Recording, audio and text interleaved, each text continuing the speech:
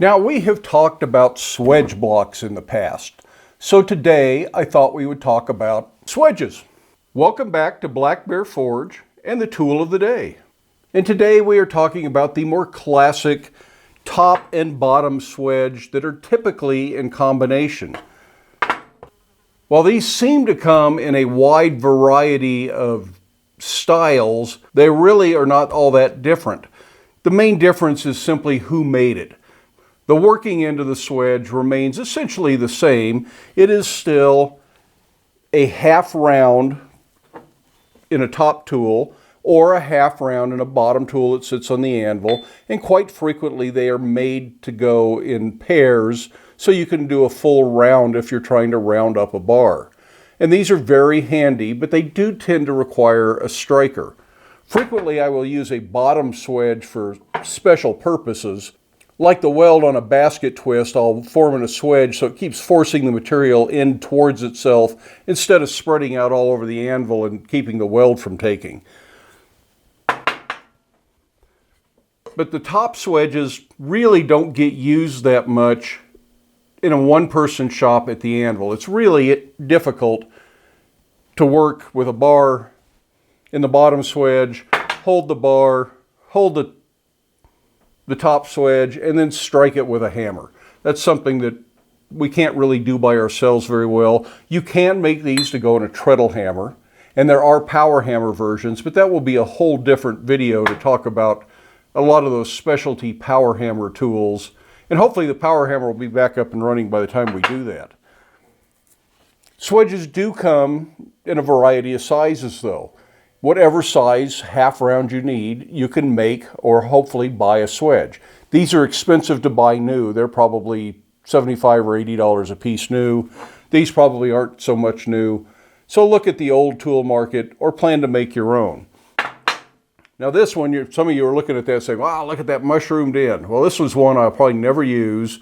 Yes, it's mushroomed and it's cracked, but it's also got some cracks down in here. It was probably hand forged out of wrought iron. It may not even have any steel, so it's seen a hard life wherever it came from, and it's more of just a collector piece. It just sits around the shop for the heck of it. And it just has an old broomstick, it looks like, for a handle. And that's fairly typical for top tools, both swedges and fullers, to just have round handles. Wagon spokes were quite often used, and frequently these are not wedged onto the handle for a variety of reasons. And I'll talk about that by the time we get to the end of the video. This little swedge is one I made, and in this size they aren't too bad to make. The hardest part is upsetting this end. But once you've done that, they aren't too tough. They're about like making a hammer. This is a commercial one. Most of these are commercial swedges, except for this big one with the mushroomed end I was just showing you. That looks to be shop made. There's no evidence that it's a factory made tool.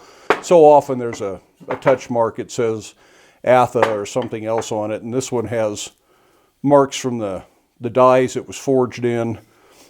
So it was obviously mass produced.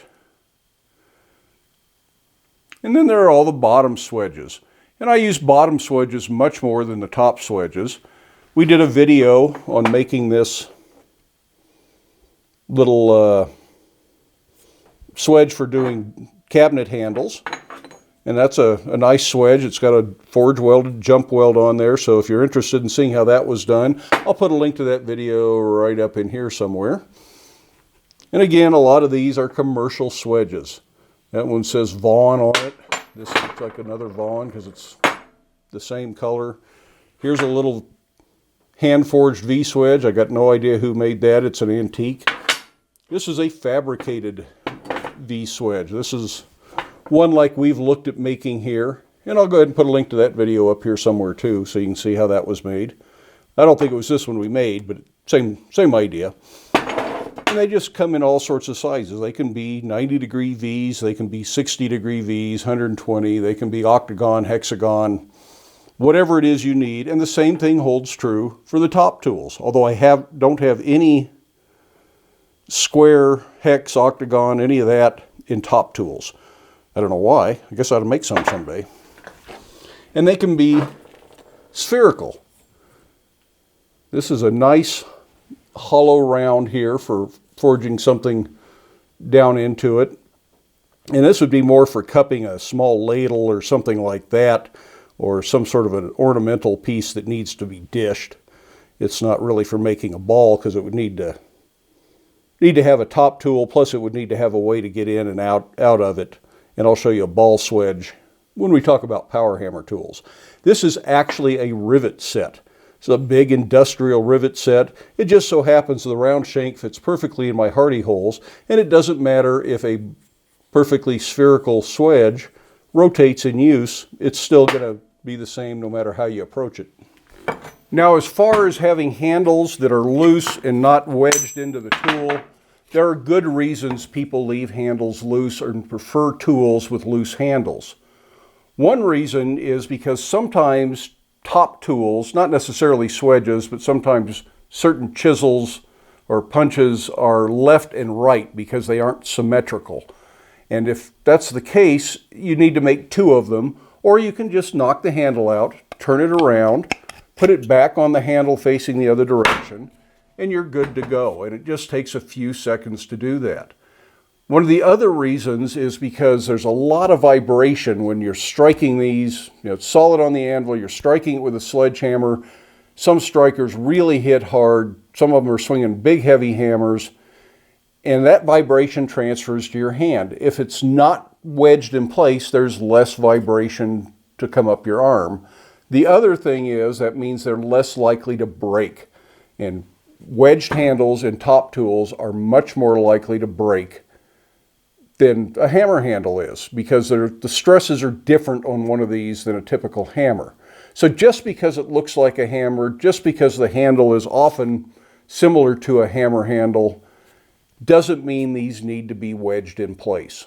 I tend to wedge my handles partly because I don't work with a striker very much, and partly because it is so dry in Colorado sometimes that when you hang these on the rack and that handle starts to shrink up, sometime over the winter, it just falls out and you've got tools sitting on the rack and a pile of handles on the floor, and it's just sort of a nuisance. So I'm more likely to wedge my handles, but that doesn't mean it's the best way to go. You need to decide what's right in your shop. I know when we did the video on Stuart Shirley making the blacksmith helper stand, he was working with a striker and he does not wedge his handles. A lot of people were really confused and perplexed because they just assumed that all of those needed to have wedges. And hopefully, if you were one of those people, this kind of clears that up and you understand that you don't really have to wedge those tools. It's an option. And the people that use strikers the most tend not to wedge them. That's their preferred way of working. It's considered better in their eyes. And if I used a striker all the time, I probably wouldn't either. On that quick look at top and bottom swedges interesting, give it a thumbs up if you liked it. Love it if you hit that subscribe button if you haven't done that already. Remember to check out the Tool of the Day playlist if you want to see all the other videos we've done just discussing the variety of tools that I have here in my shop. In the meantime, I hope you can get out to your shop. Hope you can make something. Stay safe, wear your safety glasses, and we'll see you for the next one.